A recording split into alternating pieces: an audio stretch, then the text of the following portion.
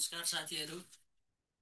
आज मिति 2082 साल कार्तिक 15 गते तपाईँहरूले सङ्गठित संस्थाको पूर्व योग्यताको आज जुन छ इक्जाम दिनुभयो होला तपाईँहरूको। त्यसको क्वेसनको जिके खण्ड अन्तर्गतको चाहिँ समाधान लिएर म उपस्थित भएको छु। सबैलाई शुभकामना पनि छ, किनभने राम्रो गर्नुभयो होला भन्ने अपेक्षा लिएको छु। ढिलो नगरी विषयवस्तुतर्फ लागौँ। अ, यो चाहिँ मेरो कि बी अन्तर्गत छ है साथीहरू। कि बी अन्तर्गत छ। तपाईँहरूले कुन कुन क्वेसन तपाईँहरूको मिल्यो मिलेन त्यो चाहिँ आफ्नो तरिकाले चेक गर्न सक्नुहुन्छ। मेरो चाहिँ कि चाहिँ बीवाला छ है साथीहरू। अब त्यो हेर्नु होला। अब ढिलो नगरी सुरुमा क्वेसनतर्फै लागौँ। तल दिएका कथनमध्ये सही विकल्प छनौट गर्नुहोस् भनेको थियो। यसमा चाहिँ सही विकल्प छनौट गर्नुहोस् भनेको थियो। यसमा चाहिँ के छ त भन्दा आ, गण्डकी साक्षर प्रदेश घोषणा भएको प्रदेश हो भनेको छ। दोस्रो, मध्य प्रदेश साक्षर हुन बाँकी रहेको छ भनेको छ। त्यसै गरी सबै प्रदेश चाहिँ साक्षर जिल्ला हुन् भनेको छ। र यसमा चाहिँ सबै प्रदेश साक्षर जिल्ला होइनन्।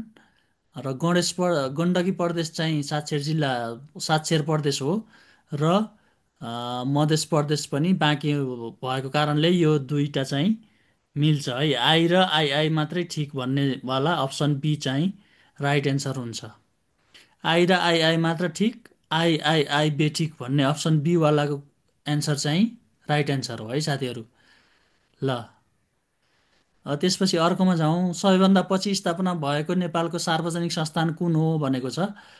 यो चाहिँ राष्ट्रिय प्रसारण ग्रिड कम्पनी लिमिटेड भन्ने हो। यो सन् 2015मा स्थापना भएको देखिन्छ। त्यो कारणले गर्दाखेरिमा सबैभन्दा पछि स्थापना भएको सार्वजनिक संस्थान राष्ट्रिय प्रसारण grid company limited. Option number B हो है यसको पनि सही एन्सर। अर्कोमा जाउँ। नेपालको 15औँ योजनाको कुल लगानी अनुमान कति थियो, त्यही भएर यो जान्न पनि जरुरी छ। अहिले 16 योजना हुँदा पनि यो 15औँ योजनाबाट सोधिरहेछ। त्यही भएर सबै साथीहरूले सकभरसम्म हेर्न एकदमै महत्त्वपूर्ण छ। 9229 अर्ब 9229 अर्ब चाहिँ यसको सही एन्सर हो। अप्सन नम्बर सी चाहिँ सही एन्सर हुन्छ। अर्को क्वेसनमा जाउँ। राज्यमा कानुनको आवश्यकताका सन्दर्भमा तलका मध्ये कुन अमिल्दो छ भनेको छ। त्यो अप्सनहरू दिएको छ। त्यो मध्ये चाहिँ शासकको सीमित अधिकारको के त भन्दा संरक्षण गर्न भनेर, असीमित अधिकारको संरक्षण गर्न भन्ने छ। यो चाहिँ अमिल्दो छ है। राज्यमा कानुनले चाहिँ शासकहरूको असीमित जे पनि अधिकारको संरक्षण गरिदिने, जुनसुकै अधिकारको संरक्षण गर्ने भन्ने चाहिँ हुँदैन। त्यो कारणले गर्दा यो शासकको असीमित अधिकारको संरक्षण गर्ने भन्ने अप्सन चाहिँ गलत हुन्छ। नेपालको संविधान 2047मा कतिवटा मौलिक हकहरू थिए भनेको छ। यो मौलिक हक चाहिँ 13वटा राइट एन्सर हो। अहिलेको भयो भने 31वटा, पुरानो चाहिँ 13वटा हो। त्योभन्दा अगाडिको 63को भयो भने 21वटा हो। त्यसरी साथीहरूले जान्नुहोला। अब अर्को क्वेसनमा जाउँ। नेपालको संविधानका अनुसूची र तिनको व्यवस्थाबीच जोडा मिलाई सही विकल्प छनौट गर्नुहोस् भनेको छ। यो चाहिँ एकदमै एउटा दुईटा जान्ने बित्तिकै मिल्ने खालको पनि छ। जस्तो अनुसूची 4मा चाहिँ जिल्लाको सूची भनेर रहेको छ। जिल्लाको सूची भनेर रहेको छ अनुसूची 4मा। त्यो तपाईँहरूले हेर्न सक्नुहुन्छ। त्यसमा हेर्दाखेरिमा चाहिँ D3 भन्नेवाला अरू अप्सन छँदै छैन। अप्सन नम्बर ए मात्रै मिल्छ। त्यो कारणले गर्दा अनुसूची 1मा चाहिँ जुन छ त्यो चाहिँ राष्ट्रिय झन्डा भयो। अनुसूची 2मा जुन छ त्यो चाहिँ राष्ट्रिय गान भयो। अनुसूची 3 जुन छ त्यसमा निशाना छाप भयो। र अनुसूची 4मा चाहिँ जिल्लाको सूची भनेर यसरी पनि मिल्छ। एउटै अनुसार एउटा जाने पनि मिल्ने अवस्था रहेको छ। सजिलो छ है साथीहरू। ल, अर्कोमा जाउँ। नेपालको संवैधानिक प्रावधान अनुसार वैदेशिक ऋण लिने अधिकार कुन एकाइलाई छ भनेको छ। वैदेशिक ऋण लिने अधिकार चाहिँ सङ्घलाई मात्रै छ। ऋण लिने अधिकार त अरूलाई पनि छ, तर त्यसको अनुमति चाहिँ नेपाल सरकारसँग लिनुपर्ने भएको कारणले सङ्घलाई मात्रै छ भन्न सकिन्छ है साथीहरू। वैदेशिक ऋण लिने अधिकार चाहिँ सङ्घलाई मात्रै छ। अर्को नेपालको सर्वप्रथम कुटनीतिक सम्बन्ध कायम गरेको मुलुकहरूको क्रम मिलाउनुहोस् भनेको छ, जसमा चाहिँ बेलायत अमेरिका फ्रान्स, बेलायत अमेरिका भारत र फ्रान्स भनेर मिलाउन सकिन्छ। सुरुमा बेलायत, त्यसपछि अमेरिका, त्यसपछि भारत र त्यसपछि मात्रै फ्रान्स हो। यसको सही एन्सर चाहिँ अप्सन नम्बर बेलायत अमेरिका भारत फ्रान्स भनेको अप्सन नम्बर ए चाहिँ सही एन्सर हुन्छ है। अर्को एउटा क्वेसन छुट्यो जस्तो लाग्यो साथीहरू। यहाँ एउटा के थियो भने मानव अधिकारको विश्वव्यापी घोषणापत्र 1948मा कतिवटा धाराहरू थिए भन्ने क्वेसन थियो। त्यसमा चाहिँ 30वटा धाराहरू थिए है। यो कि बीको 8 नम्बरको क्वेसन, यो संयुक्त मानव अधिकारको विश्वव्यापी घोषणापत्र 48मा चाहिँ धारा कतिवटा थियो भन्दा 30वटा धारा थिए। यो 9को हो यो कुटनीतिक सम्बन्ध भन्ने चाहिँ। यसको चाहिँ सही एन्सर हुन्छ अप्सन नम्बर ए चाहिँ सही एन्सर हुन्छ है। ल, अब अर्कोमा जाउँ। कुन मितिमा राष्ट्रका प्रतिनिधिहरूले संयुक्त राष्ट्रसङ्घको बडापत्रमा हस्ताक्षर गरेका थिए भनेको छ। संयुक्त राष्ट्रसङ्घको बडापत्रमा हस्ताक्षर गरेका कहिले त भन्दा 26 जुन 1945मा गरेका थिए। 10को बी एन्सर हुन्छ। बी एन्सर चाहिँ 26 जुन 1945 चाहिँ यसको सही एन्सर हो। अरू अरू की पर्ने साथीहरूले पनि यो एन्सरहरू हेरेर मिलाउन सक्नुहुन्छ। त्यसरी चाहिँ ट्याली गर्नु होला तपाईँहरूको है। ल, अब अर्को सार्क मध्यस्थता परिषदको केन्द्रीय कार्यालय कहाँ रहेको छ भनेको छ। यो चाहिँ Islamabad Pakistan. Option number D चाहिँ सही एन्सर हुन्छ। सार्क मध्यस्थता परिषदको केन्द्रीय कार्यालय चाहिँ इस्लामाबाद पाकिस्तानमा रहेको छ। यसको सही एन्सर हुन्छ अप्सन नम्बर डी। त्यसै गरी एसियाली विकास ब्याङ्कको प्रमुख सेयर साझेदार मुलुकहरू कुन कुन हुन् भनेको छ। यसमा जापान र अमेरिका छ। 15% हाराहारीमा चाहिँ यिनीहरूले सेयर चाहिँ साझेदार गरेका छन्। एसियाली विकास ब्याङ्क एडिबी को प्रमुख सेयर साझेदारहरूमा जापान र अमेरिका। अप्सन नम्बर बी चाहिँ सही एन्सर हो। अर्कोमा जाउँ। निम्नमध्ये कुन राष्ट्र दक्षिण पूर्वी एसियाली राष्ट्रहरूको सङ्गठन आसियानको संस्थापक सदस्य होइन भनेको छ।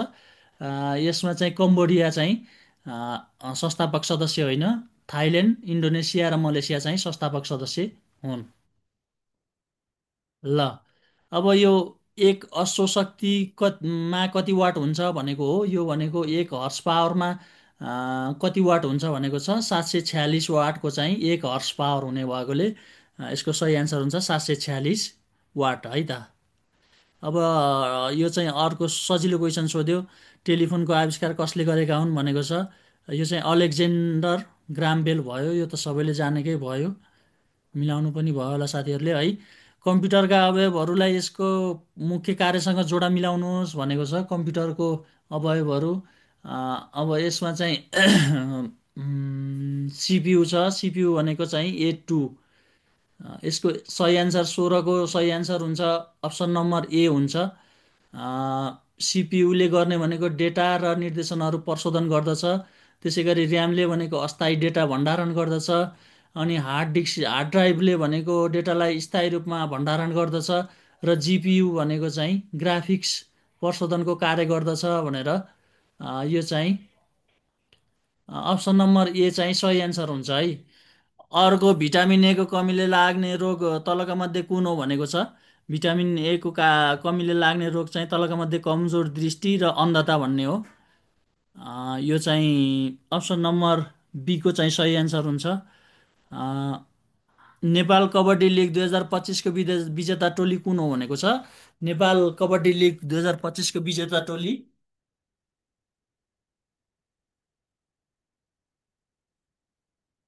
नेपाल कबड्डी लिग 2025को विजेता टोली हो जनकपुर नाइट्स है साथीहरू। यो जनकपुर नाइट्स चाहिँ विजेता टोली हो। अर्कोमा जाउँ। तलका मध्ये कुन कार्य नेपाल राष्ट्र ब्याङ्कको होइन भनेर क्वेसन सोधेको थियो। त्यो मध्ये अप्सन नम्बर सी को ठुला व्यापारिक फर्मलाई ऋण प्रदान गर्नु चाहिँ राष्ट्र ब्याङ्कको कार्य होइन। यो अप्सनल कार्य हो, प्रमुख कार्य अन्तर्गत पर्दैन साथीहरू। नोट निष्कासन गर्नु, मौद्रिक नीति तर्जुमा गर्नु, वाणिज्य ब्याङ्कहरूको सुपरिवेक्षण गर्नु, यो सबै कार्यहरू नेपाल राष्ट्र ब्याङ्कको पर्छ, केन्द्रीय ब्याङ्कको। तर ठुला व्यापारिक फर्महरूलाई ऋण प्रदान गर्ने कार्य चाहिँ अप्सनल कार्य हो, कहिलेकाहीँ मात्रै गर्न सक्छ अप्ठ्यारो परिस्थितिमा। त्यो कारणले गर्दाखेरिमा चाहिँ यो कार्य होइन भनेर भन्नुहोस्। नेपाल धितोपत्र बोर्डको स्थापना कहिले भएको हो भनेको छ। नेपाल धितोपत्र बोर्डको स्थापना विक्रम सम्वत 2050 साल जेठ 25 गते भएको हो धितोपत्र बोर्डको स्थापना। अर्कोमा जाउँ, नेपालका सबै खाताहरूको अन्तिम लेखा परीक्षण गर्ने जिम्मेवारी कसको हो भनेको छ। अन्तिम लेखा परीक्षणको गर्ने जिम्मेवारी चाहिँ महालेखा परीक्षकको कार्यालय हो, जसलाई संवैधानिक आयोगको रूपमा चाहिँ मान्यता दिएको छ संविधानले। सार्वजनिक संस्थानका कर्मचारीको छनौट र लोकसेवा आयोगबाट गर्ने व्यवस्था नेपालको संविधानको कति धारामा छ भनेको छ। यो 243 धारामा लोकसेवा आयोगको काम कर्तव्य र अधिकार अन्तर्गत सङ्गठित संस्थाको कर्मचारी छनौटका लागि लोकसेवा आयोगले परीक्षा लिन सक्ने भनेर व्यवस्था गरेको छ। व्यवस्थापन करार अन्तर्गत सञ्चालनमा रहेको संस्थानमध्ये तलका मध्ये कुन हो भन्ने छ। यो चाहिँ कृषि औजार कारखाना लिमिटेड चाहिँ व्यवस्थापन करार अन्तर्गत सञ्चालनमा रहेको संस्थान हो। यो चाहिँ म्यानेजमेन्ट कन्ट्र्याक्टमा चाहिँ सञ्चालित छ, कृषि औजार कारखाना लिमिटेड। त्यस्तै अर्को क्वेसन छ, नेपालको अर्थतन्त्रमा सार्वजनिक संस्थानको भूमिका देखाएको मध्ये कुन होइन भनेको छ। सार्वजनिक संस्थानले चाहिँ आधारभूत सेवा र बजार नियन्त्रण गर्ने चाहिँ होइन। सार्वजनिक संस्थानको भूमिका यो चाहिँ होइन। आधारभूत सेवा भनेको राज्यको भूमिका हो, बजार नियन्त्रण पनि राज्यले गर्छ। त्यो कारणले गर्दाखेरिमा चाहिँ यो चाहिँ अप्सन मिल्दैन। तल दिएका मध्ये संस्थागत सामाजिक उत्तरदायित्व क्षेत्र कुन होइन, यो त सजिलो क्वेसन भइहाल्यो।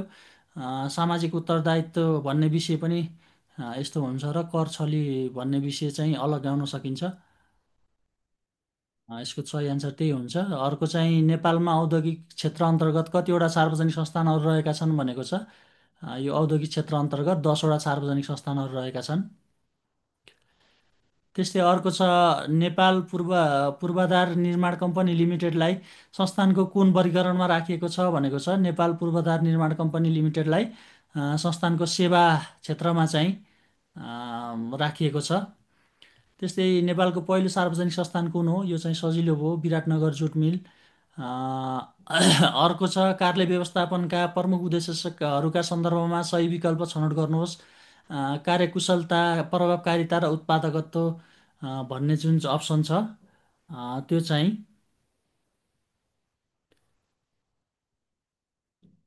अप्सन नम्बर डी चाहिँ यसको सही एन्सर हुन्छ, सही विकल्प हुन्छ। तल दिएका मध्ये विद्युतीय शासन प्रणालीको फाइदा कुन होइन भनेको छ। नागरिकको सहभागिता कम हुनु भन्छ। विद्युतीय शासनमा नागरिकको सहभागिता त झन् धेरै हुनुपर्ने हो, राम्रो सुशासन असल शासनमा त भन्ने हो, त्यो चाहिँ मिल्दैन। त्यसै गरी सार्वजनिक बडापत्रबाट तलका मध्ये के फाइदा हुन्छ भनेको छ। यो चाहिँ सजिलो छ, सेवाग्राहीलाई सेवा कहाँबाट लिने भन्ने जानकारी प्राप्त हुन्छ। सेवा लिनलाई कतिको पैसा लाग्छ, के डकुमेन्टहरू चाहिन्छ, के कहाँबाट लिने, कुन कर्मचारी कुन शाखामा चाहिँ सम्पर्क गर्ने भन्ने सम्पूर्ण कुराहरू राखिएको हुन्छ भन्ने हो। त्यो चाहिँ जानकारी चाहिँ सेवाग्राहीलाई प्राप्त हुने हुँदा यो अप्सन नम्बर 1 को नै ठिक हुन्छ यसमा। अर्कोमा जाउँ, कार्यालय कार्यविधि किन आवश्यक हुन्छ। काममा एकरूपता, दक्षता र जवाफदेहिता सुनिश्चित गर्नको लागि चाहिँ कार्यालय कार्यविधि आवश्यक हुन्छ। तलका कार्यहरूको प्रक्रियागत क्रम मिलाई सही विकल्प छनौट गर्नुहोस् भनेको छ। यसमा चाहिँ अप्सन नम्बर तपाईँको दर्ता, तोक आदेश, टिप्पणी उठान र निर्णय भनेर यसरी गर्न सकिन्छ। अप्सन नम्बर डी चाहिँ सही एन्सर हुन्छ 33 को। त्यो चाहिँ हेर्नु होला साथीहरूले। अब यो आइक्यूको क्वेसनहरू पनि छ। अब त्यो चाहिँ मेरो विषय क्षेत्र अन्तर्गत परेन, लेख गर्न त मैले अलिअलि गर्छु, तै पनि जिके चाहिँ अलिकति बेसी भएको कारणले। अब अर्को क्वेसन हेर्नु है, कि नम्बर बीको 39 नम्बर क्वेसन छ, क्यास्पियन सागरलाई तलका मध्ये कुनले सही व्याख्या गर्दछ भनेको छ। सबैभन्दा ठुलो नुनिलो पानीको ताल हो। यो नुनिलो पानीको तालले प्रख्यात रहेको छ यो क्यास्पियन सागर। त्यो कारणले गर्दा क्यास्पियन सागरलाई सबैभन्दा ठुलो नुनिलो पानीको ताल भनेर चिन्न सकिन्छ। अर्कोमा जाउँ, जोडा मिलाई कोडबाट सही उत्तर छान्नुहोस् भनेको छ। यसमा के थियो भने पर्वत श्रृङ्खला र महादेश भन्ने थियो नि जुन, त्यसमा चाहिँ रक्किज भन्यो भने दक्षिण अमेरिका भयो।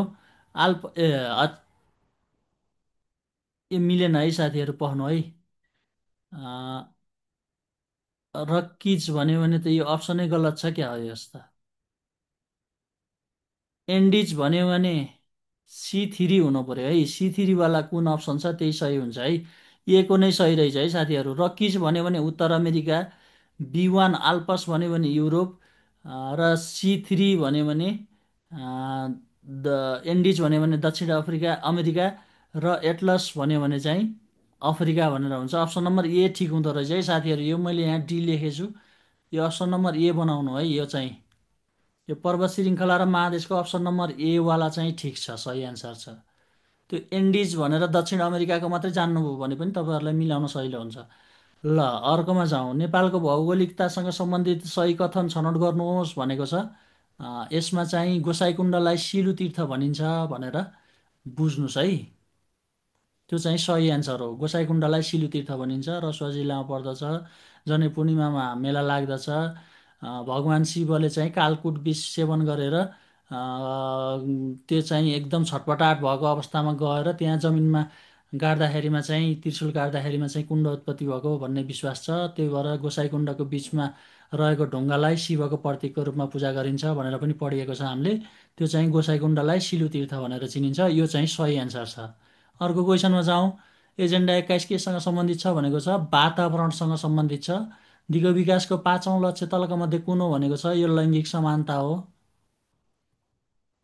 प्रथम विश्वयुद्धको अन्त्य कुन सन्धिबाट भएको हो भनेको छ। यो चाहिँ द ट्रिटी अफ भर्सेलिज, भर्सेलिजको सन्धि पश्चात चाहिँ प्रथम विश्वयुद्धको अन्त्य भएको हो। अर्कोमा जाउँ। राजा पृथ्वीनारायण शाहले मकवानपुरको विजय कहिले प्राप्त गरे भनेको छ। यो चाहिँ 1819 विक्रम सम्वत 1819 भाद्र 9मा है चाहिँ विजय प्राप्त गरे मकवानपुर। ल दिएका समूह बिच जोडा मिलाउनुहोस् भनेको छ।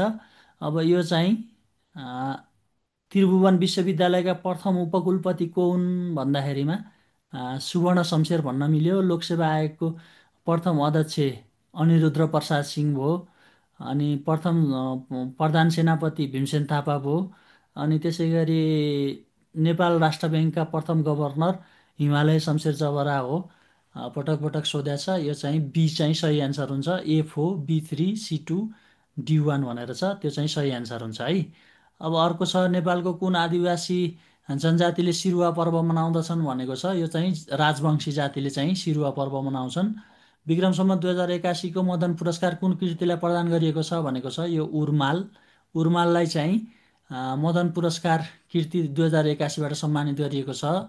त्यस्तै अर्को छ। आर्थिक सर्वेक्षण 81-82मा नेपालको कुल ग्रास्थ उत्पादनमा उद्योग क्षेत्रको योगदान कति रहेको छ भनेको छ। यो चाहिँ 12.83% उद्योग क्षेत्रको योगदान रहेको छ आर्थिक सर्वेक्षण 81-82 अनुसार। र अर्को अन्तिम क्वेसन छ।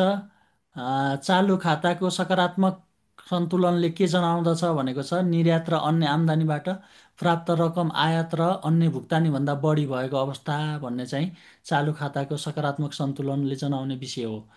ल साथीहरू यति नै हो। अब क्वेसन चाहिँ अलि अप्ठ्यारो अप्ठ्यारै सोधेको हो। हुन त सङ्गठित संस्थाको भनेर जहिलेदेखि पाठ्यक्रम ल्याए त्योदेखिको फर्स्ट क्वेसन फर्स्ट इक्जाम भएको भएर पनि यस्तो हुन्छ। मलाई जहाँसम्म लाग्छ मेरो अनुभवमा चाहिँ अर्को अर्को पटकमा चाहिँ अलिक सजिलो अलि व्यवस्थित क्वेसन सोध्छ कि भन्ने चाहिँ हो। क्वेसन अलि त्यस्तै त्यस्तै अप्ठ्यारो अप्ठ्यारो खालको नै सोधेको थियो। साथीहरूलाई सबैलाई पास हुनेछ भन्ने छ। अब शुभकामना पनि दिन चाहन्छु। अब भिडियो तपाईँहरूलाई लाभदायक भयो होला भन्ने हो। हस्, नमस्कार साथीहरू।